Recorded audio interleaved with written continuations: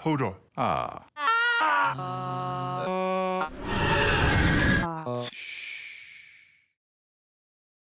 Hey YouTubers, it's Charlie. So you guys requested a new video on Dragonstone history, so I talk about that first, then I talk about the new promo with the costumes. So just careful for spoilers for everything that's happened on the show so far. If you're new to the channel, be sure to subscribe to get everything. I do Game of Thrones every week. There's going to be a whole bunch of awesome stuff happening once the season starts, and there's a new round of the book giveaway that I'll explain at the end of the video. So we all saw Daenerys in the Season 7 promo. She is in Dragonstone in the throne room. There is an actual throne room inside Dragonstone. We just haven't visited it yet because when we were there in Season 2 with Stannis, he didn't spend a lot of time there. He spent most of his time in the Chamber of the Painted Table, which is named for the giant table of Westeros that Aegon the Conqueror had built. So on a lot of levels, Daenerys is paralleling a lot of Aegon the Conqueror's story, the way he came to Westeros, the way he conquered the 7 kingdoms. Really, it was 6 kingdoms and Dorne that he conquered. But luckily, Daenerys has already forged an alliance with Dorne.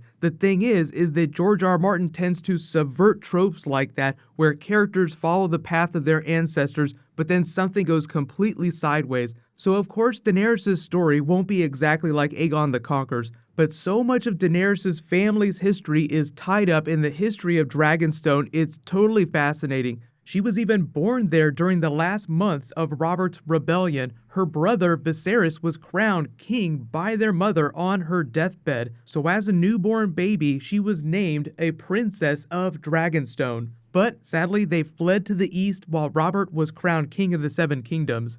So Dragonstone itself was a Valyrian outpost that dates to about 200 years before the Doom. So this is well after the Andal invasion. Just to place it in the timeline of Game of Thrones, you have the Long Night, the building of the wall, which is about 6,000 years ago. Then right after that, you have the rise of the Valyrian freehold, sort of coinciding with the great migration of the Andals to Westeros. You can imagine that as Valyrians started to conquer dragons and conquer the East, that everybody who didn't become a slave tried to bail mostly the Andals.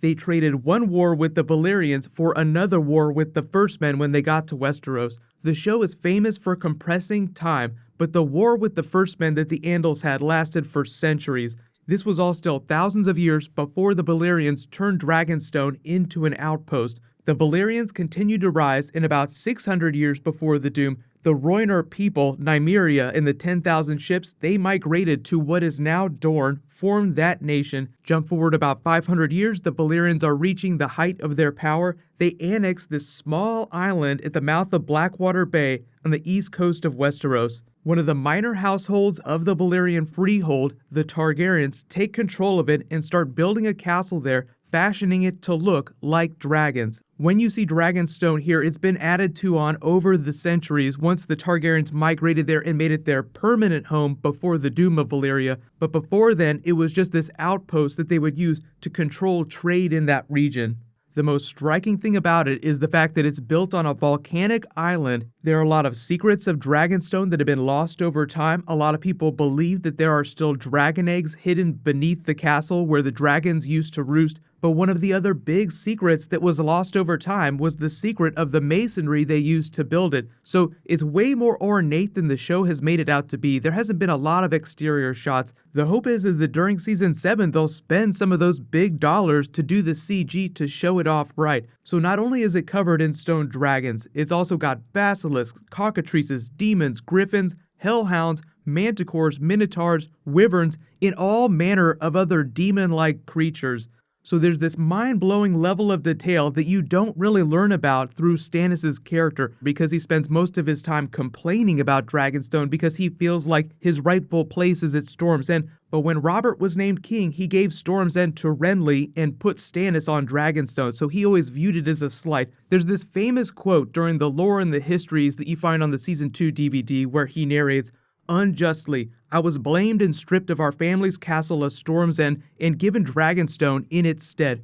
Over the years, whenever I demanded my rights restored, Robert would remind me of the island's royal pedigree and pretend that he was doing me an honor, as if I were one of his tavern girls to be so easily deceived and dismissed. But Robert is dead, and I, Stannis Baratheon, am the rightful king of Westeros. Let the usurpers and traitors sit on the Iron Throne. From Dragonstone, I will be the dagger at their throat." So you can see that was way before he ever made his move during the War of the Five Kings, when he was still deciding what he was going to do. Robert was dead. I'm going to make my move and take my rightful place on the Iron Throne.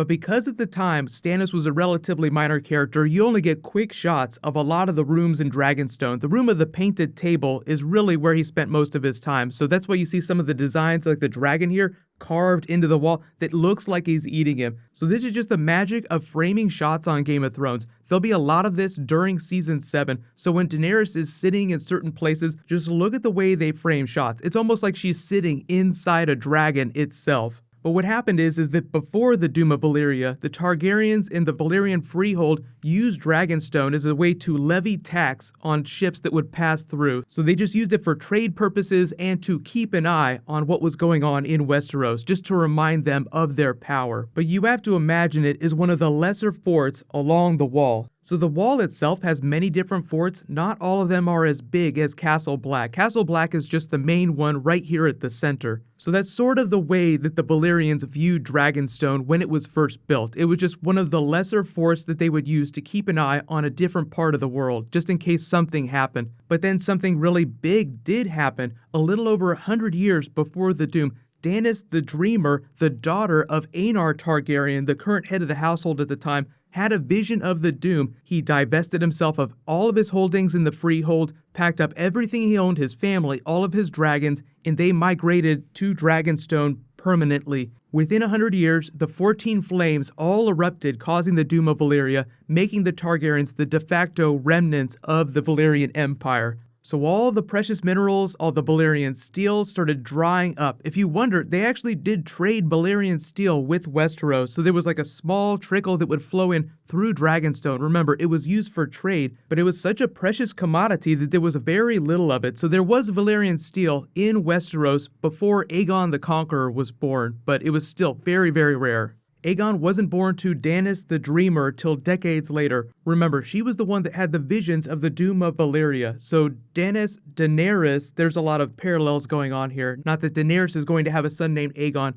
but he did get involved with conflicts in the East as he slowly took power. He married his two sisters and then got involved with some of the larger conflicts in Westeros. But growing up, he did visit different parts of the kingdom and became fascinated with it enough to commission the painted table, the table that Stannis sits at all the time. So this was built long before he chose to conquer the Seven Kingdoms. But I've already done a couple videos about Aegon actually conquering the Seven Kingdoms, so I'll add links at the end of this. But you guys can let me know in the comments, when do you think that Daenerys is going to make landfall at Dragonstone and make it her home? There's still a lot of things that she has to accomplish during Season 7. We have to deal with Euron Greyjoy, we have to deal with Cersei, before we ever focus on what's happening north of the Wall. But Dragonstone itself is just such an important part of Westeros history and what Daenerys has to do that it's going to be so much fun to see it from different angles. And everybody talks about how much money they're spending on Season 7. Hopefully they shelled out for a bunch of CG to show it off in its full majesty.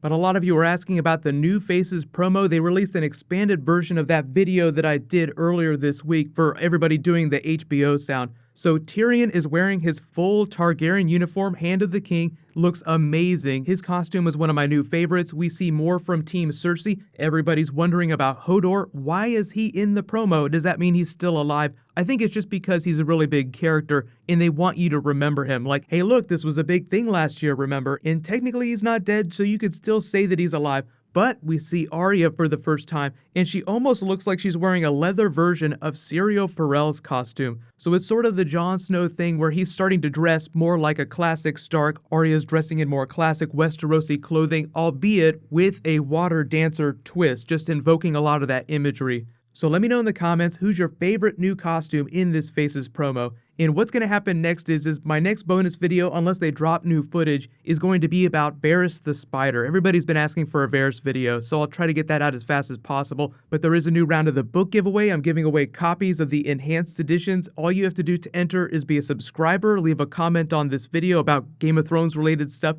Congratulations to last week's giveaway winner, Wedge THX. Please private message me on the back end of my channel so I can get your contact details.